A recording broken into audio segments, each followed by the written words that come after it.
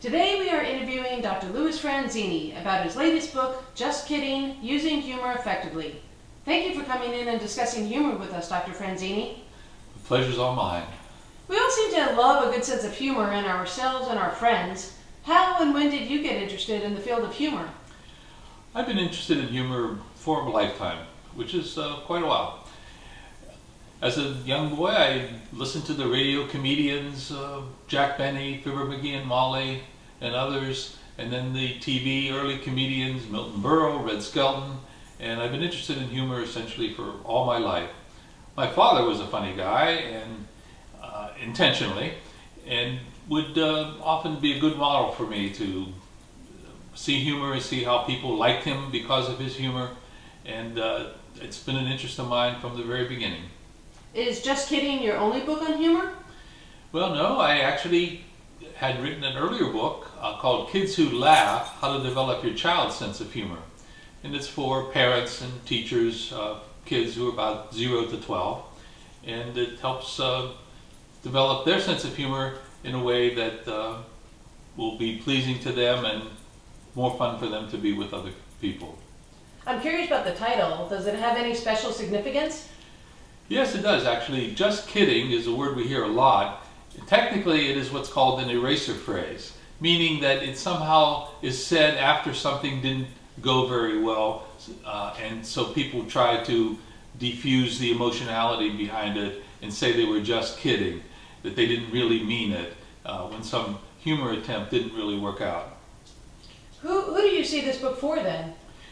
Well, the book is for everybody who would like to improve their sense of humor and to use it in more effective ways. It can be helpful in personal relationships, in business, in sales, in any other kind of interaction where people, it's important that they get along better together.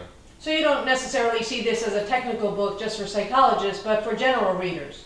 Definitely. It's not technical. It includes exercises for people to improve their own sense of humor. It describes techniques and some of the issues that are important in humor making, some of the principles of humor, but not in a technical sense. What would you describe as effective humor?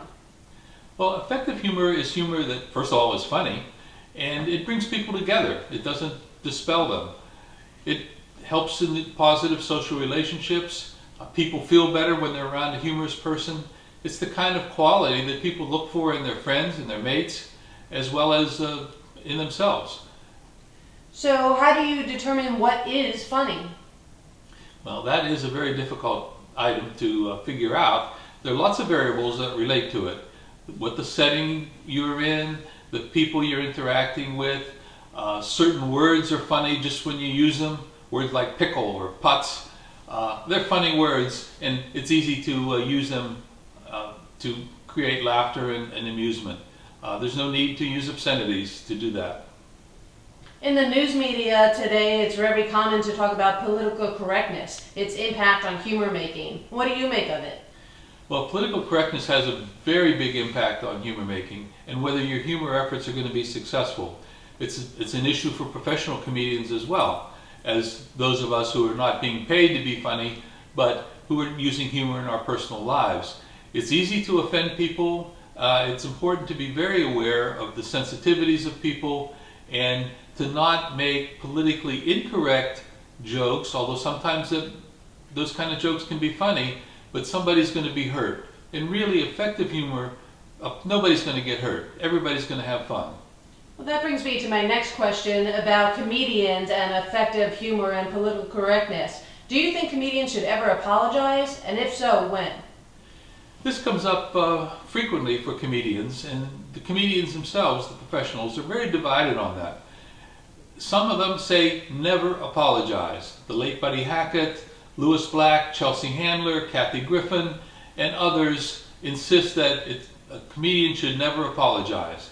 On the other hand, other professional comedians, equally skilled and equally experienced, say that sometimes an apology is appropriate.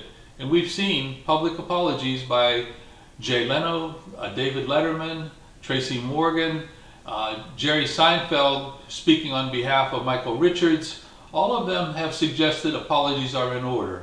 Joy Behar made an apology publicly. for a joke that wasn't well received, but she did it quite reluctantly and to the smallest degree possible, because she really didn't have a sincere effort behind it. Thank you, Dr. Franzini, for being here today and sharing your thoughts about your newest book, Just Kidding, How to Use Humor Effectively. We appreciate it. Thank you very much for having me.